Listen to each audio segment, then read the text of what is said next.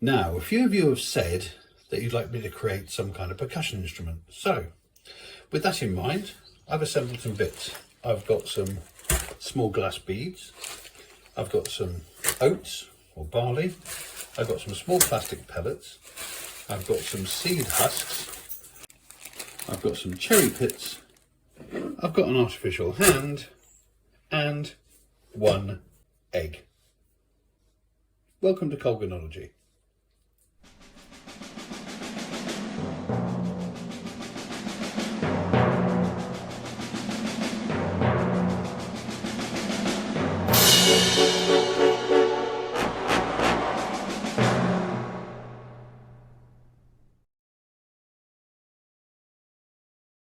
I do play a little bit of live folk music and I do a lot of percussion. Consequently, I've got a lot of shakers.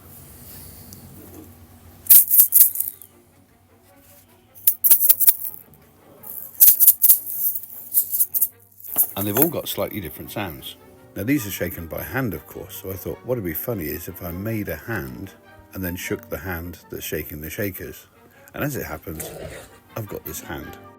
Now this ghastly looking item here, I got from a friend of mine who was a prosthetist and someone who makes special effects for films. And this was one that was actually being thrown away because it had been dropped and it was cracked all along one edge. So what I decided to do was rescue it from the bin, thinking that'll come in useful one day.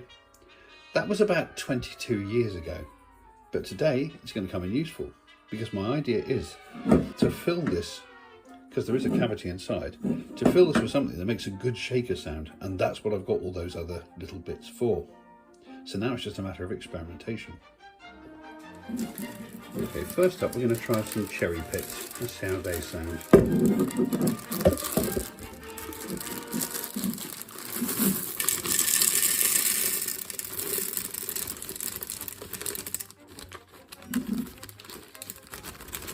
Get out. Right.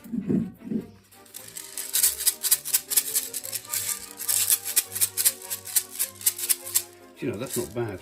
That may be the best we get. But we'll experiment with the others. Experiment 2, small plastic beads.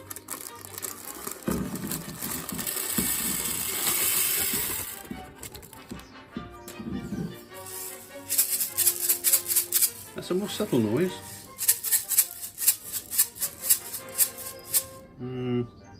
I have to watch these videos back and decide what I like best. Okay, number 3 is dried oats or barley corn. I'm not entirely sure what they are.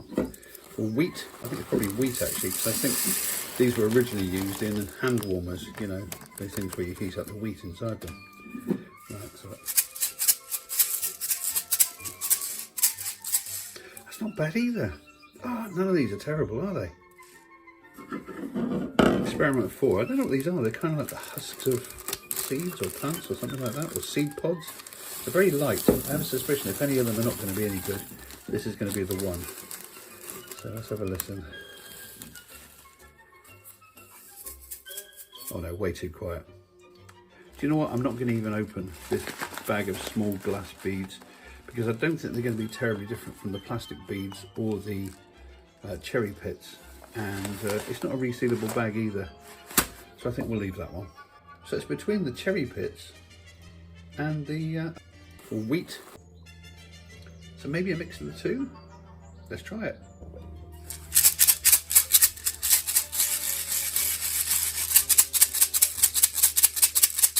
That is definitely the one. That's what we want. Okay, so having decided what our insides are going to be like, we need to start looking at the outsides. And I want this to look a little bit like a hand that's been wrenched off someone or a zombie's arm that's fallen off. So what we're going to do, we're just going to sculpt the end of this, A, to keep all the stuff inside, but B, to make it look like it's a severed arm. So I've used some expanded polystyrene packaging to block off the top of the hole to stop all the bits coming out. Now I'm going to put a little piece of XPS foam, craft foam, over the top. And then I'm going to use hot glue and some sticks from the garden to make the broken bones sticking out and, for want of a better word, the meat. And then we're going to paint it. So I've done the first coat of paint and the repair actually is looking pretty good. You can't really see that break there was. Yeah, I've got to do the palm yet. There'll be some oil washes as well to give all the texture, and the bone sticking out here needs a little bit of work yet, but on our way. This looks like some terrible accident at the wood yard. So I've now painted the hand a more accurate flesh colour, including the nails, and we've added a bit of bruising and green and yellow around the top, which has got to be dumbed down a little bit more yet with another wash, just to bring up some of the detail, and the bones and the cut meat area, so to speak, has been done. Now all I have to do is snip the sleeve off this shirt, dress it up and make it look as if it's all bloody, as if it's been torn off the arm, and we're done. So now I've added some gore to the shirt. So here's the hand in all its glory, or gory I should say. Final thing is to add the mysterious egg.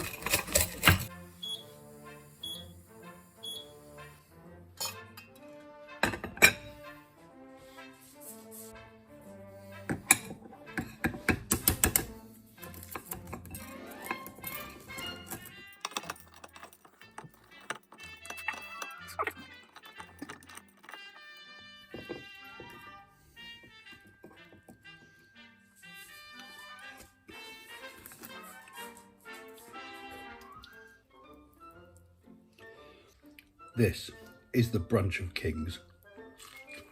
Eggy soldiers. These are soldiers. That's the egg. Soft boiled, runny yolk, set white. Oh, delicious.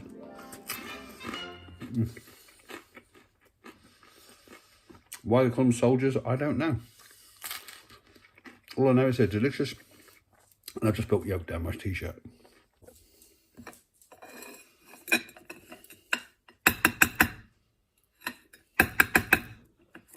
Wait a minute. Yeah.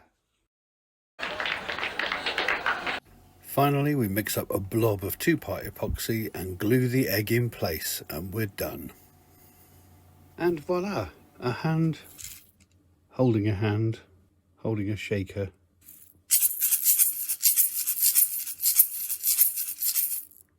I feel a song coming on. Can you spot the pug?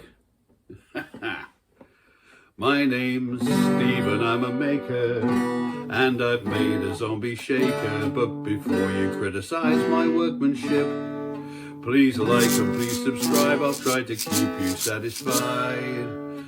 But until next time, I'll say Toodle-pip. Toodle-pip.